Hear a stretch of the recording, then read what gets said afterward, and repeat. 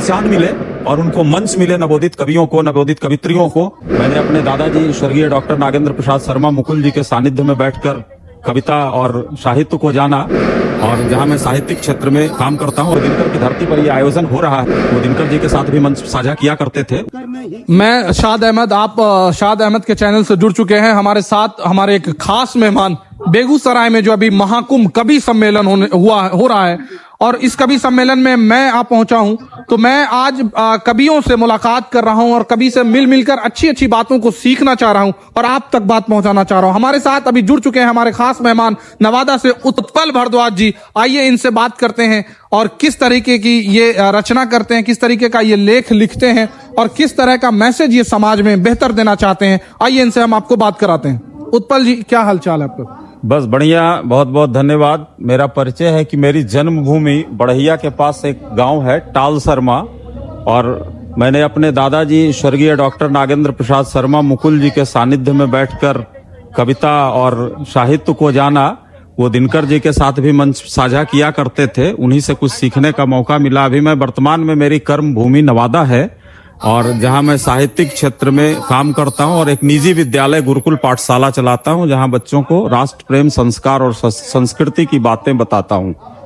तो इस परिकल्पना को हम लोगों ने पटना में बापू सभागार में रचा था कि जो गांव और शहर में यत्र तत्र सर्वत्र जो साहित्य की खुशबू फैली हुई है, यहाँ तहाँ बिखरी हुई है, जो कागज पर लिख लिख कर बंद कमरे में अपनी रचनाएं करते हैं, उनको एक पहचान मिले और उनको मंच मिले, नवोदित कवियों को, नवोदित कवित्रियों को। इसीलिए आज इस साहित्य के महाकुंभ दिनकर की धरती पर यह आयोजन हो रहा है, और यहाँ 24-25 जिले के कवि और कवित्री जो है और साहित्यकार यहाँ पधारे हुए हैं, जिनकी संख्या लगभग 111 के पास है। और वैसे साहित्य शुद्धि जनों को अगर जोड़ दिया जाए तो हमारे इस हॉल में लगभग 200 लोग बैठे हुए हैं जो साहित्य के सरोवर में गोता लगा रहे हैं।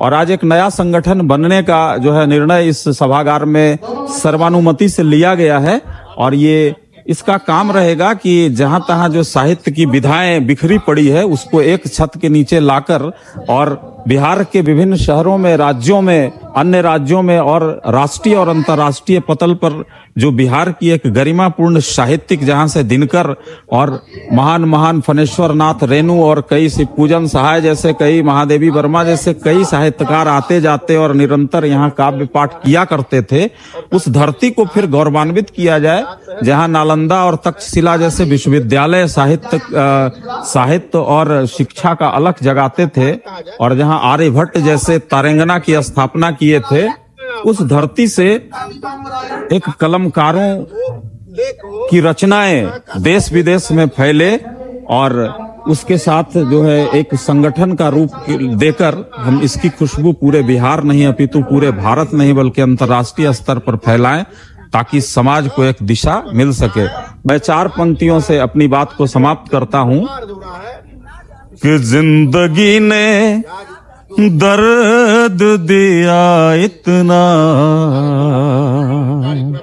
खुशी लबों पर अब आती नहीं है, खुशी लबों पर अब आती नहीं है। इस बेगूसराय की धरती पर आप सभी मीडिया बंधुओं का और यहाँ एक बहुत अच्छे आयोजन और आतिथ्य के लिए आप सभी का बहुत बहुत आभार, धन्यवाद।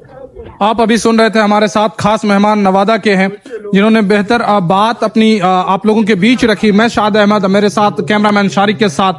बहुत बहुत शुक्रिया। आप लोग देखिए, लाइक कीजिए, सब्सक्राइब कीजिए और अपनी बातें कमेंट सेक्शन में जरूर डालें।